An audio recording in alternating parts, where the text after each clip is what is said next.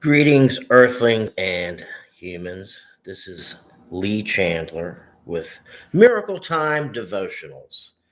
Um, today's passage that I want to read to you is a pretty short one. It's derived from my own daily Bible study. I'm going through the Bible myself. I'm not going to get too much into that, but personally, I'm in the book of Job.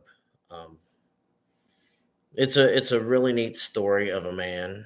Um, Most of you that are already believers in the Lord and follow the Bible know that Job had a lot taken from him. He suffered a whole lot, and his friends came to comfort him, and it looks like they were giving him some wise advice. And Job was pouring out his heart. It sounded like he had a lot of complaints, and rightly so. God ends up chiming in and puts everybody in their place. When God talks, everybody, of course, is quiet and just lets the Lord have His greatness because He's waiting to talk to us. But this is toward the end of the discourse between Job and his friends. Um, right after what Job says here, three of his friends, they decide to be quiet. They pipe down because they see that he's righteous in his own heart.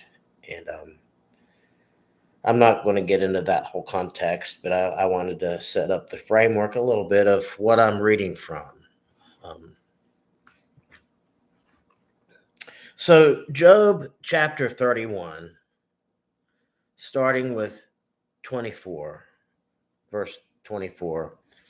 If I have made gold my hope, or have said to the fine gold, Thou art my confidence, if I rejoiced because my wealth was great, and because mine hand had gotten much, if I beheld the sun when it shined, or the moon walking in brightness, and my heart hath been secretly enticed, or my mouth hath kissed my hand, this also were an iniquity to be punished by the judge.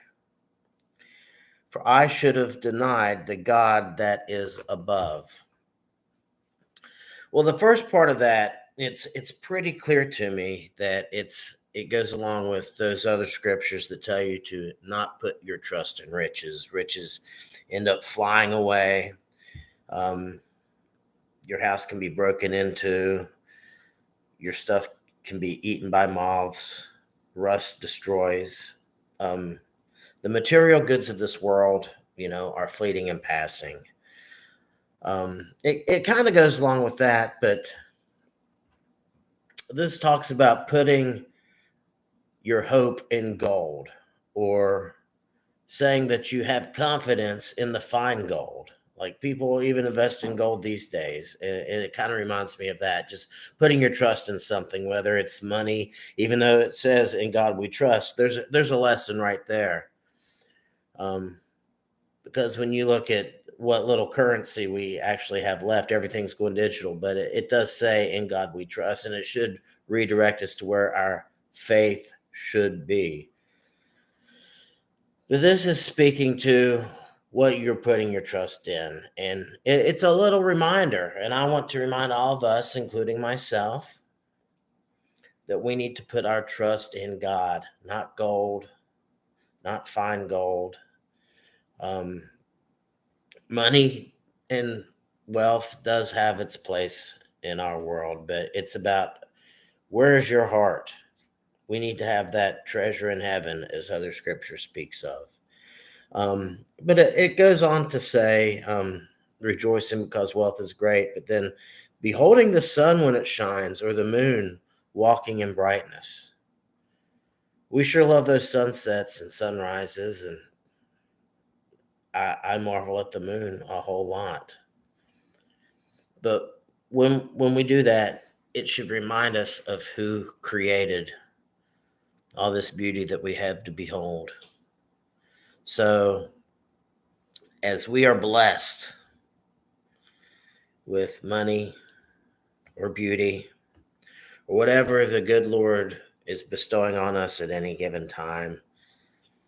We can't make it our all in all. We cannot make it our idol. We have to always turn to the Lord our God.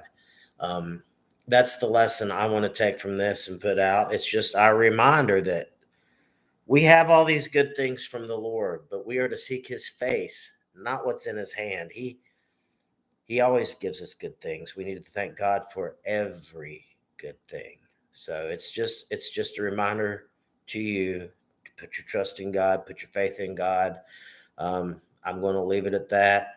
I hope this was a nice little devotional for you. Hope you're having a good Holy Week. If you're watching this in the proximity of time that I'm rendering and creating this, as always, I love you guys.